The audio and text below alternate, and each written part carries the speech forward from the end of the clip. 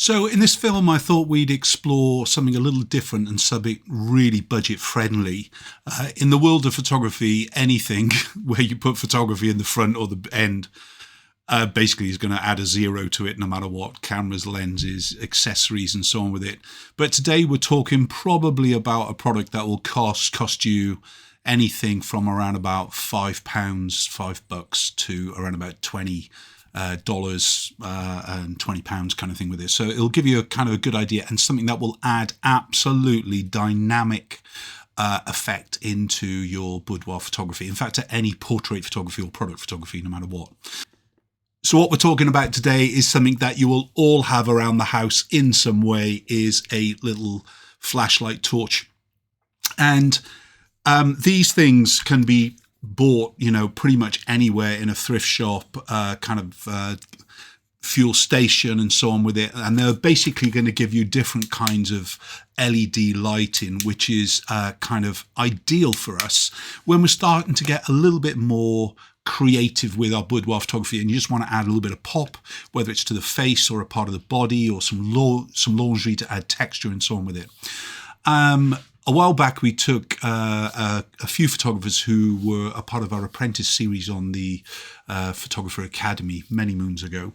And we went to a small hotel about 5 minutes away from the studio.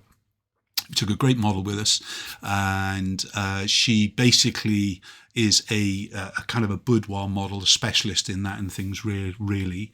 But again, we had some great time to kind of explore different ideas with them.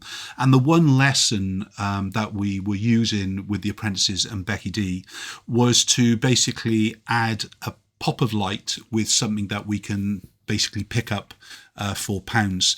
So if we're looking at the image in front of us now, we'll see that, it's got good window lighting. We're right next to the windows. These are shuttered lights, and basically we've got beautiful quality of lighting. But if we want to add a little bit of spotlight to them, images, we can basically just add that little bit of torch light, what we refer to in UK, or flashlight from many other parts of the world, as it were. But this is just kind of focused in on the face itself. So again, my lighting on my face is not bad, is it? But if I add then in a kind of a spotlight through a flashlight to it, the closer I get, the more dynamic light that's going to be. The further I take that light away, the less it's going to be dominant. However, what it will do is create that magical pop. And there were kind of big wands of LEDs being kind of sold at some stage. But in fact, if you're looking to get something similar, if you go down to a automobile car kind of spares, in UK, we have a company called Halfords, and basically that's where you go for your kind of your motoring bits, as it were. But they do inspection lights, and they're cheap as chips, so around about £10, and you'll be able to actually get 2 or 3 of them, and you can use them like a wand within your image, especially if you've got an assistant. So when we're working against the light like we are here, we've turned the shutters closed now, and we're just using that pop of LED or pop of flashlight to actually kind of pick up the face. So the great thing about it, if you're struggling with more dynamic images with your flash, basically all you really need to do is kind of go and think, okay, if I was using a flashlight, how would I get that same result? And then you'll pretty much see it straight away. So kind of adding it into the scene. And if you're add in 2 light sources, even if they're coming from the same position. So, for instance, they might be very, very close together. So basically when you're pointing them, they're all moving together. One is like that extra little bit pop of light because it's focused, a bit like it would be with a focusable spot. And you can buy some mag lights, in fact, which are brilliant because you can actually focus the spot on them as well. You can go from a greater distance, and of course, because of the battery sizes that they'll have within the flashlight, it'll be a stronger flash as well with it, so you can work from a greater distance. But when you're blending these together, one would act like almost an illumination, and the other one would be for the main exposure. So you kind of have that key light and fill light kind of scenario with it. But you can see here, even when we opened up those grids, in the kind of the window blinds, as it were, we're still able to compete because she is still in the shade of the light. If you're trying to compete with it with a daylight, you're going to really not get a lot of result at all from it unless you're very, very close or you've got a very powerful flashlight. But when you're in a dark scenario anyway, by adding this little kind of kick light in, can really create dynamic effects and everything else. So what's the negatives? Aperture.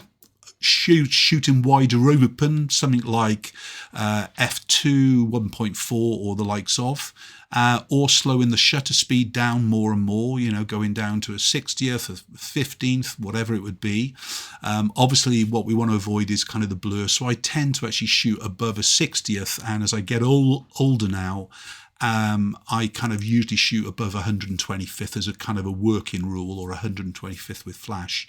But if we need to slow it all down, we could use a tripod, of course, which will give us some stability and obviously avoid the shake. But you've also got to avoid the shake from the model, or from the client, I should say, because obviously they might be breathing heavily, kind of moving a little bit without even realizing it. And those little motions of the body movement might not be seen by the eye, but they will be seen by the camera.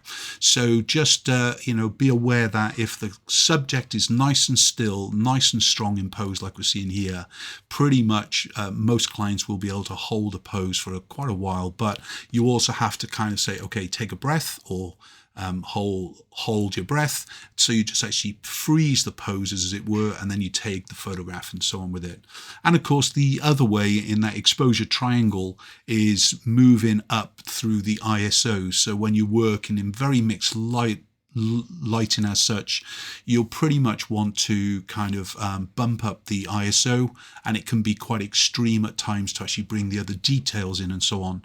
But in that exposure triangle, remember, we're trying to get that perfect exposure with ISO, aperture and shutter speed. They have to give you that correct exposure.